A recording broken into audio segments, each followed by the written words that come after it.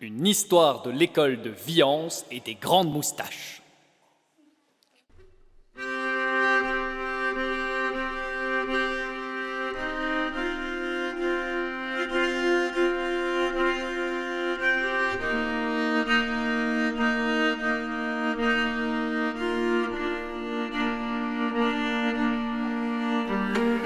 Notre histoire, elle commence dans un pays tout au nord d'ici, là où il fait très froid.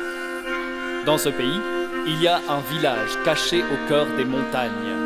La vie y est difficile, rien n'y pousse, les routes pour y accéder sont dangereuses, la nuit tombe très tôt et les bêtes sauvages rôdent aux alentours.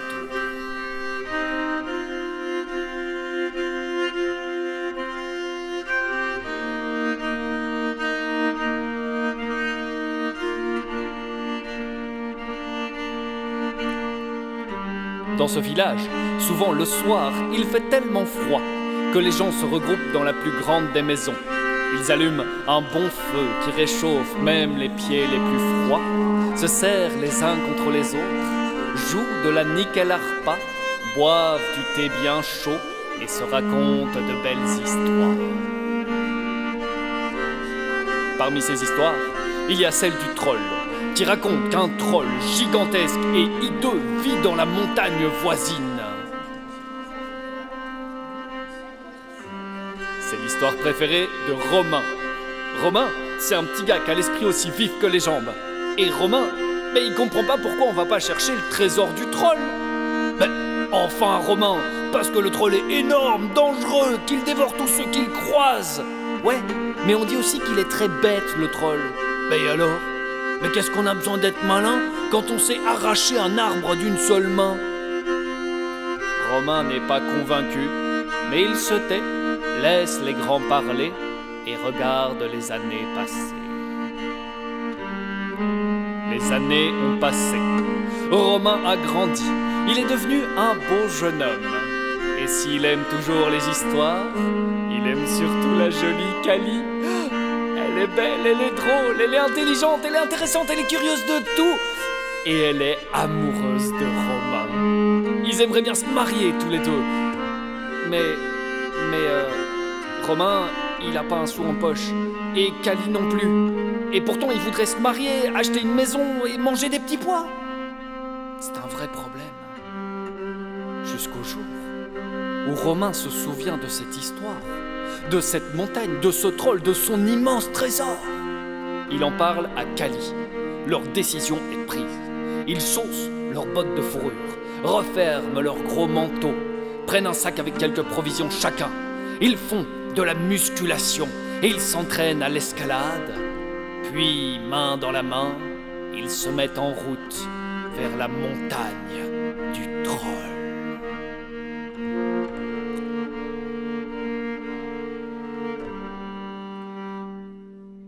Ils sont partis. Ils avancent dans la neige qui, à chaque pas, est plus froide, plus dure, plus dense.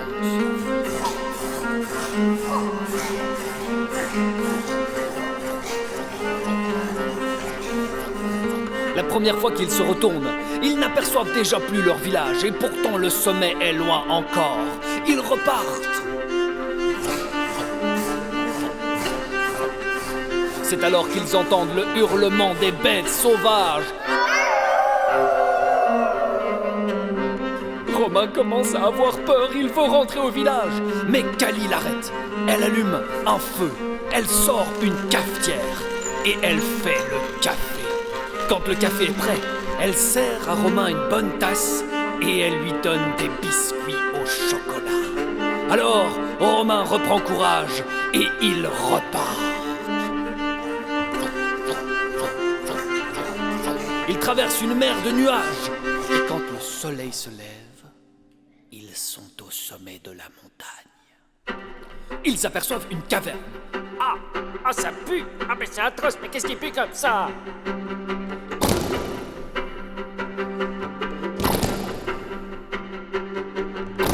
Sort à ce moment-là de la caverne une créature gigantesque qu'ils reconnaissent sans l'avoir jamais vue. Le troll.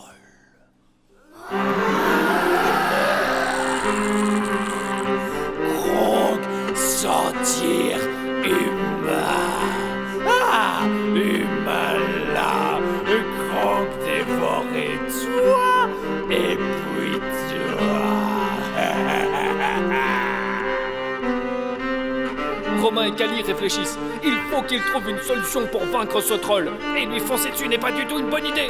Oh, Kali a une idée. Elle s'avance vers le troll. Hé troll, tu peux nous manger si tu es plus intelligent que nous et que tu réponds à mon énigme. Kronk adore les énigmes. Donnez énigme à Kronk. Kronk intelligent, très intelligent. Eh bien, réponds à cette question, troll. Je suis vert, je suis gros, je suis moche, je suis grand, je pue et je veux manger les gens. Qui suis-je? Allez, réponds si t'es si malin que ça.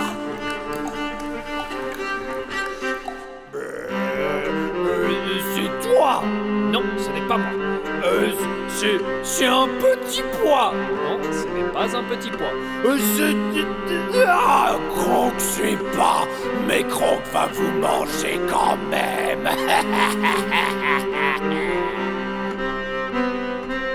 Mais pendant que le troll réfléchit, Romain fait du café, beaucoup de café. Et quand le café est bien prêt et bien chaud, et alors que le troll s'élance sur Kali pour la manger, Romain lui verse le café dans le slip. Café chaud. Trop chaud. Le troll s'enfuit pour aller mettre ses fesses dans la neige. Il s'assied lourdement, si lourdement qu'une partie de la montagne s'effondre sur lui et que le troll disparaît.